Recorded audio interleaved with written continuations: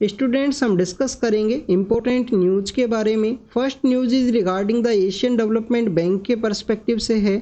Students Asian development bank के द्वारा एक रिपोर्ट है उसे पब्लिश किया गया। रिपोर्ट का नाम है Asia development outlook report. Asia development outlook report के अंदर में जो इकोनॉमिक सेक्टर के अंदर डेवलपमेंट के जो क्राइटेरियाज हैं उसके पर्सपेक्टिव से डिस्कस किया गया है। एग्जाम के पर्पज से इंपॉर्टेंट ये है कि एशियन डेवलपमेंट बैंक के द्वारा जो रिपोर्ट निकाली जाती है उसका क्या नाम है, एशिया डेवलपमेंट आउटलुक रिपोर्ट है। अगर हम बात करें स्टूडेंट्स एडीबी के बारे में, एडीबी का इस्टेब्लिशमेंट है 1966 के समय में, क्योंकि वेस्टर्न पावर का जो डोमिनेशन है आपको ब्रिटेन वुड कॉन्फ्रेंस के थ्रू में जो इंस्टीट्यूशंस डेवलप किए गए थे जिसमें वर्ल्ड बैंक है, आईएमएफ है, उसके ऊपर वेस्टर्न पावर का डोमिनेशन देखने के लिए मिलेगा। उसी के रिगार्डिंग में यहाँ पे एडीबी का इस्टेब्लिशमेंट किया गया 1966 के समय में। हेडक्वार्टर कहाँ है स्टूडेंट्स, हेडक्वार्टर इसका फिलीपाइंस मनीला के अंदर हेडक्वार्टर आपको देखने के लिए मिलेगा। आप देखिए कि फिलीपाइंस के अंदर में और भी काफ़ी सारे जो इंस्टीट्यूशंस है वो न्यूज़ के अंदर आपको देखने के लिए मिलते हैं, जैसे कि इंटरनेशनल राइस रिसर्च इंस्टीट्यूशन है जो भी फिलीपाइंस के अंदर ही सिचुएटेड है। और एशिया का एक नोबेल प्राइज है जिसके बारे में हम डिस्कस करते हैं, रमन मैग्सेसे अवार्ड है। आप देखिए कि उसी रमन मैग्सेसे अवार्ड के जो 2018 के रेसिपिएंट्स हैं सोनम वांगचू, जो लद्दाख के अंदर प्रोटेस्ट की वजह से न्यूज़ के अंदर हैं, और इसको एशिया का जो नोबेल प्राइज है उसके नाम से भी जानते हैं जो फिलीपाइंस के द्वारा दिया जाता है। क्या सभी जो एशिया के जो कंट्रीज है वही इसके मेंबर हैं एशियन डेवलपमेंट बैंक के? तो स्टूडेंट्स ये जो स्टेटमेंट है वो इनकरेक्ट है। एशिया से बाहर के, एशिया कॉन्टिनेंट से बाहर के जो कंट्रीज हैं वो भी इसके मेंबर आपको देखने के लिए मिलेंगे। एशियन डेवलपमेंट बैंक का अगर हम शेयर होल्डिंग के बारे में डिस्कस करें तो जापान और यूएसए का जो हाईएस्ट शेयर होल्डिंग है वो आपको देखने के लिए मिलेगा। जापान और यूनाइटेड स्टेट ऑफ अमेरिका का 15.5% के आसपास जो शेयर होल्डिंग है वो आपको देखने के लिए मिलता है। थर्ड नंबर पे आप देखिए कि चाइना है, चाइना का यहाँ पे 6.4% है। फिर आपको इंडिया देखने के लिए मिलेगा 6.3% के पास में। तो इंडिया का जो शेयर होल्डिंग है वो 4th नंबर के ऊपर है, ये आपको पता होना चाहिए। यूपीएससी में आपसे क्वेश्चन पूछ लिया जाएगा कि इंडिया का हाईएस्ट शेयर होल्डिंग है एशियन डेवलपमेंट बैंक के अंदर में। अगर हम बात करें स्टूडेंट्स एडीबी के पर्सपेक्टिव से, तो एडीबी के द्वारा एक प्रोग्राम भी चलाया जाता है साउथ एशिया के रिगार्डिंग में, जिसको कि हम साउथ एशिया सब रीजनल इकोनॉमिक कोऑपरेशन के नाम से जानते हैं, ससेक के नाम से जानते हैं। 2001 के समय में साउथ एशिया के कुछ कंट्रीज हैं उसके पर्सपेक्टिव से इसको स्टार्ट किया गया था। कंट्रीज को याद रखने का एक तरीका है, आप BBIN के नाम से याद रख सकते हो। इसके अलावा आप देखिए कि 3 कंट्रीज और आपको देखने के लिए मिलेंगे। एक आपको मालदीव है, मालदीव के अलावा म्यांमार है, और म्यांमार के अलावा श्रीलंका है। BBIN बांग्लादेश, भूटान, इंडिया, नेपाल है, मालदीव है, मालदीव के अलावा म्यांमार है और श्रीलंका है। ये 7 कंट्रीज हैं जिसके रिगार्डिंग में साउथ एशिया सब रीजनल इकोनॉमिक कोऑपरेशन है, डेवलपमेंट के रिगार्डिंग में सपोर्ट किया जाता है एडीबी के द्वारा इन कंट्रीज को। नेक्स्ट अगर हम बात करें इंडिया की डाइवर्सिटी को यहाँ पे रिकॉग्नाइज किया गया है एक सर्वे के अंदर में कि जो मोस्ट इंडियंस है वो यहाँ पे प्लूरलिस्टिक उनका जो सोच है वो देखने के लिए मिलता है। तो आप देखिए कि हमारे प्रियम्बल के अंदर भी आपको जो फ्रेटर्निटी का जो कॉन्सेप्ट है, जो ब्रदरहुड का जो कॉन्सेप्ट है वो देखने के लिए मिलेगा।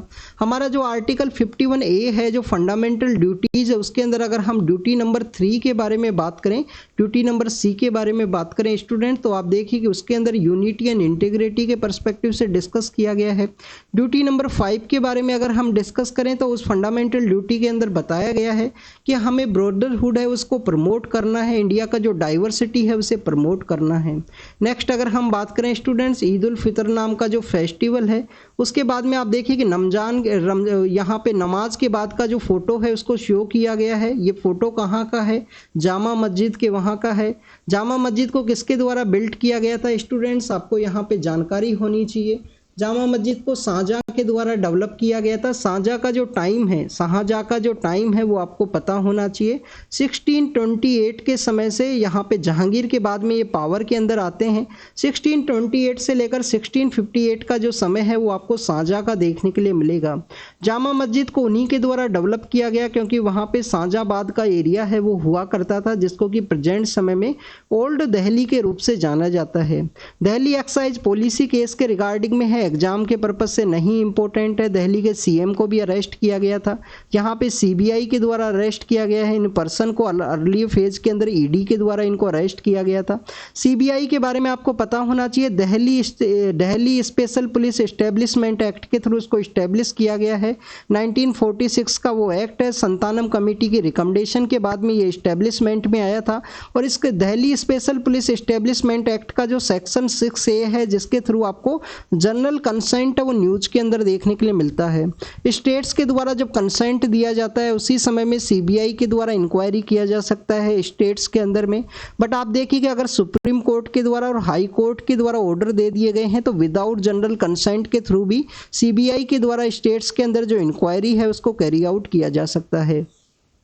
नेक्स्ट अगर हम बात करें एप्पल के पर्सपेक्टिव से है, एप्पल के द्वारा जो हैकिंग के रिगार्डिंग में एक मैसेज सेंड किया जाता था तो उसके अंदर स्टेट स्पॉन्सर जो वर्ड है वो आपको देखने के लिए मिलता था, तो उसको अल्टर किया गया है एप्पल के द्वारा, इंडिया के द्वारा। बेसिकली इस तरीके से कहा गया था कि किसी भी के द्वारा अगर हैकिंग किया जाता है तो वहाँ पे स्टेट स्पॉन्सर मीन्स कंट्री का जो नाम है वो नहीं आना चाहिए। नेक्स्ट अगर हम बात करें स्टूडेंट्स, आपको यहाँ पे एक पिगासस सॉफ्टवेयर के बारे में पता होना चाहिए। सर्विलेंस के रिगार्डिंग एक पिगासस सॉफ्टवेयर है जिसको किसके द्वारा डेवलप किया गया था, एनएसओ नाम का एक कंपनी है। एनएसओ नाम का कंपनी कहाँ से ऑपरेट किया करता है, इजराइल के वहाँ से। नेक्स्ट अगर हम बात करें स्टूडेंट्स, जो लचित बारफुकान है, जो अहोम एम्पायर के बेसिकली एक जनरल हुआ करते थे, लचित बारफुकान है। 1671 के समय जब औरंगजेब का जो समय आता है, आप देखिए कि यहाँ पे हमने शाहजहां के बारे में रीड किया, तो 1658 के बाद में यहाँ पे औरंगजेब पावर के अंदर में आएंगे। 1658 से लेकर 1707 तक के समय है वहां तक औरंगजेब पावर के अंदर होते हैं। 1671 के समय ये अहोम एम्पायर के ऊपर अटैक करेंगे। ब्रह्मपुत्रा के अंदर में जो लड़ाई है वो लड़ी जाती है। अपनी गोरिल्ला वॉरफेयर की वजह से अहोम एम्पायर के ये जो जनरल है, जिनको कि लचित बारफुकान के नाम से जाना जाता है, उनके द्वारा बैटल ऑफ सराय घाट के अंदर में जीत होता है उनका। और औरंगजेब का जो सेना है उसके बाद में कभी भी नॉर्थ ईस्ट एरिया के लिए मूवमेंट नहीं करेगा। स्टूडेंट्स यहाँ पे अहोम एम्पायर के बारे में डिस्कस किया गया है। अहोम एम्पायर के जनरल हुआ करते थे जिनका एक मूर्ति लगाया गया है। मूर्ति का नाम है स्टैच्यू ऑफ वेल्लोर का नाम दिया गया है। स्टैच्यू ऑफ यूनिटी कहाँ पे सिचुएटेड है, गुजरात के अंदर सिचुएटेड है। और भी काफ़ी सारा स्टैच्यूज हैं जिनका डिफरेंट नेम आपको देखने के लिए मिलेगा। जैसे कि आप देखिए कि बेंगलोर एयरपोर्ट के ऊपर में आपको नाडा प्रभु केम्पेगौड़ा नाम के जो पर्सन है जिनके द्वारा बेंगलोर नाम का जो सिटी है उसको इस्टेब्लिश किया गया था, उनका भी एक स्टैच्यू है वहाँ पे लगा हुआ है।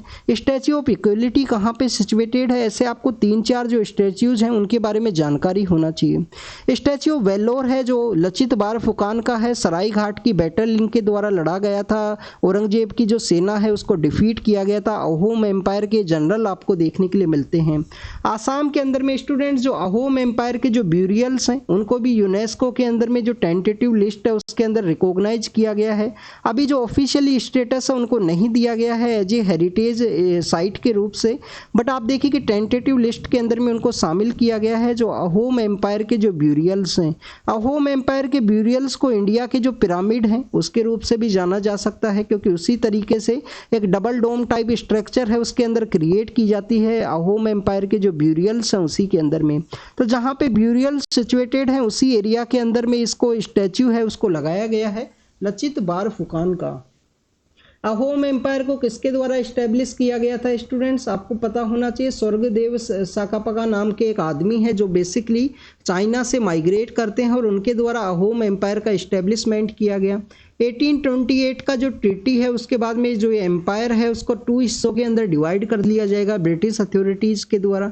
निज़ाम एरा की जो बिल्डिंग्स हैं उनको कोलैप्स करते हुए वहाँ पे न्यू हॉस्पिटल स्ट्रक्चर है उसको बनाया जाएगा। ये हॉस्पिटल बिल्डिंग है प्रेजेंट समय में हैदराबाद के अंदर में। आप देखिए कि 7 सितंबर का जो दिन है जिसको कि हैदराबाद लिबरेशन या अगर हम बात करें मराठवाड़ा का जो लिबरेशन डे के रूप से भी सेलिब्रेट किया जाता है। मराठवाड़ा अर्लियर फेज के अंदर में आपको हैदराबाद के अंदर जो निजाम का रूल हुआ करता था उसी के अंडर देखने के लिए मिलता है। ऑपरेशन पोलो के थ्रू हैदराबाद को इंडिया के साथ में इंटीग्रेट किया गया था और मराठवाड़ा का जो लिबरेशन है वो भी आपको देखने के लिए मिलेगा। मराठवाड़ा के जो मराठाज हैं जिनको कि कुनबीज का स्टेटस हुआ करता था निजाम एरा के समय में, उनको रिसेंटली ओबीसी जो रिजर्वेशन है उसके अंदर शामिल करने के पर्सपेक्टिव से भी आपको न्यूज़ के अंदर वो देखने के लिए मिलता है। स्टूडेंट्स, अजय देवगन नाम के जो एक्टर हैं उनका एक मूवी है जो बेसिकली हमारे यहाँ पे एक फुटबॉल कोच हुआ करते थे।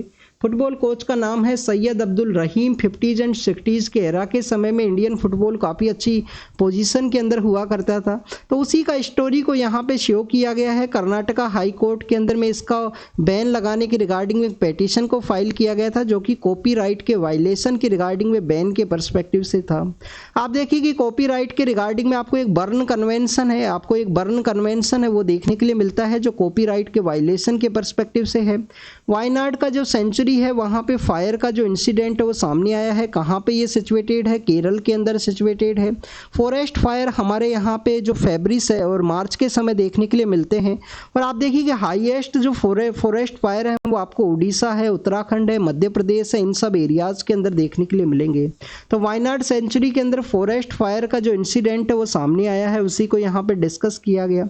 नेक्स्ट अगर हम बात करें अटारी और वाघा बॉर्डर के पर्सपेक्टिव से कुछ फैक्ट्स हैं उनके बारे में आपको जानकारी होनी चाहिए। एक तो आप देखिए कि जो ग्रांड ट्रंक रोड है उसके एरिया के अंदर ये सिचुएटेड है। ग्रांड ट्रंक रोड जिसको कि 16th सेंचुरी के समय जो शेरशाह सूरी नाम के जो पर्सन है उनके द्वारा इस कॉन्क्रीट शेप है उसको दिया गया था। अर्लियर फेज के अंदर ये जो रास्ता है वो आपको मौर्यन एम्पायर के समय भी देखने के लिए मिलता है।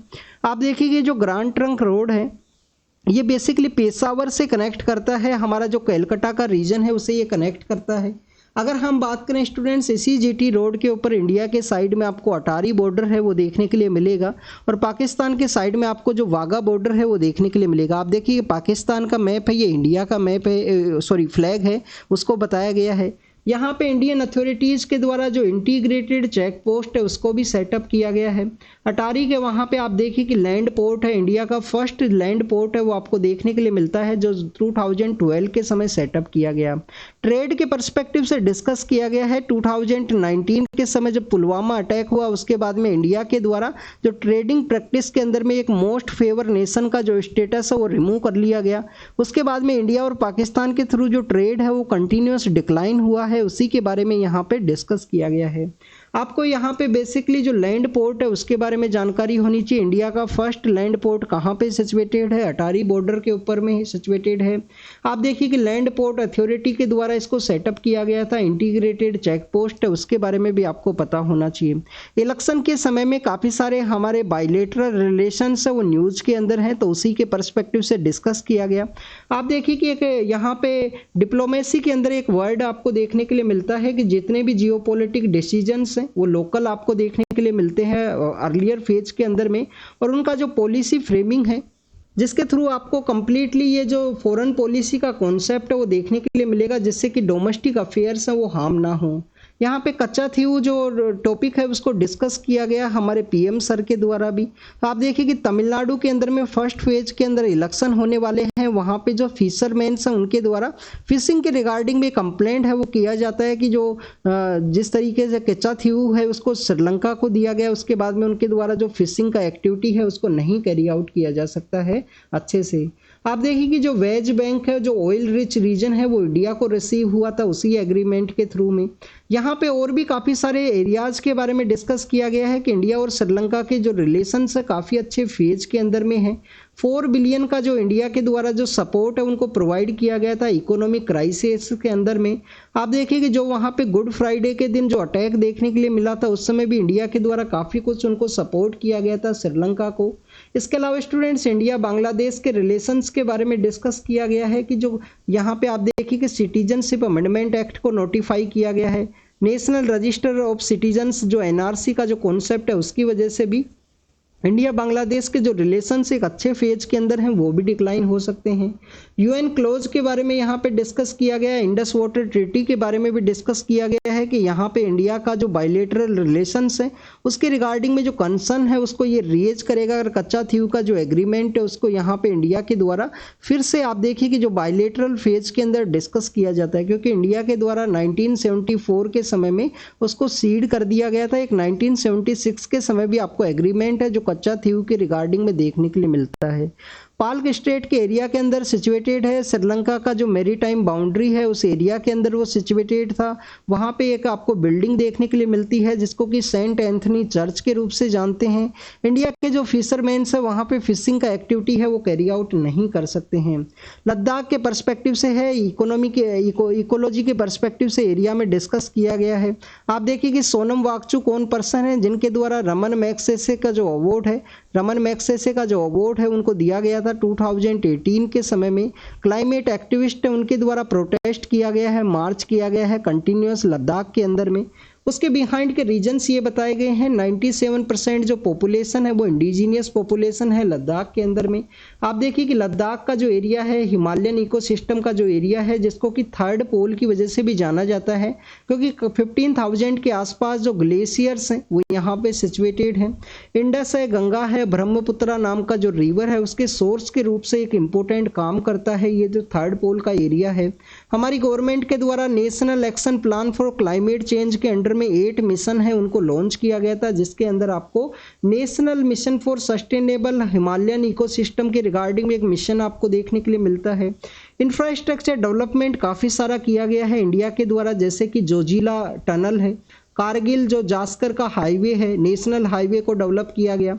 बट आप देखिए कि कुछ कंसर्न्स भी देखने के लिए मिले हैं, जैसे कि 2013 के समय में उत्तरकाशी के अंदर में आप देखिए कि जो क्राइसिस का सिचुएशन सामने आया था। सिल्कियारा जो टनल है उसके अंदर क्राइसिस अभी देखने के लिए मिला था दिसंबर और नवंबर दिसंबर के समय में। और चार धाम हाईवे है जिसके रिगार्डिंग में काफ़ी सारे कंसर्न्स है उनको रेज किया गया है। तो उसी के पर्सपेक्टिव से डिस्कस किया गया कि हमें सस्टेनेबल डेवलपमेंट है उसको कैरी आउट करना है, ऐसे हमारे जो हाईली सेंसिटिव एरियाज हैं उसी के अंदर में। स्टूडेंट्स, एक्सपोसैट के बारे में आपको पता होगा। एक्सपोसैट एंड PSLV C58 के थ्रू इंडिया के द्वारा एक मिशन है उसको लॉन्च किया गया था इसरो के द्वारा। आप देखिए उसके 0 डेब्रीज वो मिले हैं उसके ऑर्बिटल एरिया के अंदर में, तो उसी इंडिया का जो सक्सेस है। डेब्रीज है उनका प्रेजेंस नहीं होना चाहिए, डेब्रीज की वजह से काफ़ी कुछ इम्पैक्ट हो सकता है। काफ़ी सारे जो यहाँ पे स्पेस के जो प्रोजेक्ट्स हैं उनको भी बेसिकली इम्पैक्ट किया जा सकता है डेब्रीज के द्वारा। अगर हम बात करें स्टूडेंट्स, लो अर्थ ऑर्बिट एरिया के अंदर में कोई भी डेब्रीज का आपको जो कन्वेंशन है वो नहीं देखने के लिए मिलता है। एक्सपोसैट किसके रिगार्डिंग में सेंड किया गया था, इंडिया का क्या पोजीशन यहाँ पे बना है, एक्सरे का जो ऑब्जर्वेशन के रिगार्डिंग में क्या सेकेंड कंट्री है इंडिया या फर्स्ट कंट्री है, उसके बारे में आप कमेंट सेक्शन के अंदर बताना, ये आपका होमवर्क है। कैंडिडेचर के द्वारा जो इन्फॉर्मेशन दिया जाता है उसके ट्रांसपेरेंसी के बारे में डिस्कस किया गया है। आप देखिए कि यहाँ पे बताया गया है representation of people's act. Representation of people's act का जो सेक्शन 33 है उसके अंदर में बताया गया है कि इन्फॉर्मेशन को आपको बताना है। इलेक्शन रूल का भी आपको जो रूल नंबर 4A है उसके अंदर नॉमिनेशन पेपर्स के अंदर जो एफिडेविट्स है, एफिडेविट या नॉमिनेशन पेपर्स के अंदर जो क्रिमिनल बैकग्राउंड है उसके बारे में जानकारी देना है। 2021 के समय में स्टूडेंट्स सुप्रीम कोर्ट के द्वारा एक जजमेंट भी डिलीवर किया गया था कि पॉलिटिकल पार्टीज के द्वारा जो पॉलिटिकल पार्टी है उनके द्वारा अपने सोशल मीडिया हैंडल के ऊपर में उनका जो वेबसाइट है उसके ऊपर अगर कोई क्रिमिनल पर्सन है जिसके रिगार्डिंग में कोई भी क्रिमिनल केस है तो उसका जो जानकारी है वो यहाँ पे पब्लिश करना होगा उसके सोशल मीडिया हैंडल के ऊपर में और वेबसाइट के ऊपर। इसके अलावा स्टूडेंट्स अगर हम डिस्कस करें यहाँ पे 2012 का एक ADR का केस आपको देखने के लिए मिलता है कि ADR के केस के अंदर बताया गया है कि क्रिमिनल जो बैकग्राउंड है उसका जानकारी देना होगा। वोटर का राइट है कि किसी भी कैंडिडेट का जो क्रिमिनल बैकग्राउंड है उसके बारे में उसको जानकारी होना चाहिए। रिप्रेजेंटेशन ऑफ पीपल्स एक्ट का जो सेक्शन 25A है उसके बारे में भी यहाँ पे डिस्कस किया गया कि उसके अंदर बेसिकली फॉल्स इन्फॉर्मेशन है वो किसी के द्वारा भी नहीं दिया जा सकता है। यहाँ पे इलेक्शन एफिडेविट के अंदर में अगर फॉल्स इन्फॉर्मेशन दिया जाएगा तो उनका नॉमिनेशन है वो कैंसिल किया जा सकता है आने वाले समय के अंदर में। नेक्स्ट अगर हम बात करें जो डिस्क्लोजर के बारे में कहा गया कि कैंडिडेट के द्वारा सभी जो इन्फॉर्मेशन है वो नहीं डिस्क्लोज करना होगा, तो उसके बारे में यहाँ पे कहा गया है कि इसका मिसयूज भी किया जा सकता है आने वाले समय के अंदर में। नेक्स्ट अगर हम बात करें स्टूडेंट्स जो हमारे बायलैटरल रिलेशंस हैं चाइना के साथ में, उसके बारे में कहा गया है कि स्टेबल होने चाहिए। जैसे कि 2020 के समय कंटिन्यूस डिक्लाइनिंग फेज के अंदर है इंडिया और चाइना के रिलेशंस।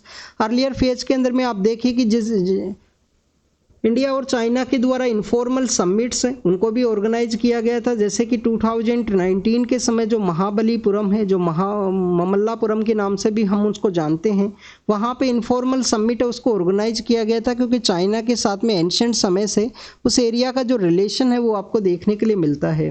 स्टूडेंट्स उसी रिलेशंस को मोर स्टेबल करने के बारे में यहाँ पे डिस्कस किया गया है। नेक्स्ट अगर हम बात करें जूलियन असांजे की वाइफ के द्वारा है स्टेटमेंट की गुड साइन के बारे में डिस्कस किया गया। जो भी चार्जेज हैं उनको ड्रॉप करने के बारे में कहा गया है। क्रेमलिन के द्वारा जो पर्सन है पॉलिटिकल एक्टिविस्ट है उनका भी डेथ हुआ है, उसके पर्सपेक्टिव से कोई न्यूज है एग्जाम के पर्पज से नहीं इंपॉर्टेंट है। कुछ यूएस की फर्म्स है जिनको बैन किया गया है चाइना के द्वारा क्योंकि उनको ताइवान को कुछ यहाँ पे डिफेंस का जो इक्विपमेंट्स है वो सेल किया गया है। वियतनाम के पर्सपेक्टिव से एक टाइकून है उनको बेसिकली यहाँ पे जो डेथ पेनल्टी है वो दिया गया है फ्रॉड के रिगार्डिंग में। और आप देखिए कि इजराइल के द्वारा अलर्ट की पोजीशन के अंदर है जब से ईरान के द्वारा जो थ्रेट है उनको दिया गया है। इंडिया के अंदर में हाई कमिश्नर्स रहेंगे एक बेसिकली सिक्योरिटी जो साइबर सिक्योरिटी है उसके रिलेटेड एक पर्सन है यूनाइटेड किंगडम से रिलेटेड, तो उसको यहाँ पे डिस्कस किया गया। और यूक्रेन के जो मेंबर ऑफ पार्लियामेंट है उनके द्वारा आर्मी की मोबिलाइजेशन की रिगार्डिंग में जो बिल है उसको प्रपोज किया गया। तो this is all the information related to the exam के पर्सपेक्टिव से इसको रीड कीजिए, रिवाइज कीजिए, जो भी इंफॉर्मेशन आपको मिला है उसको नोट डाउन कीजिए। Thank you students.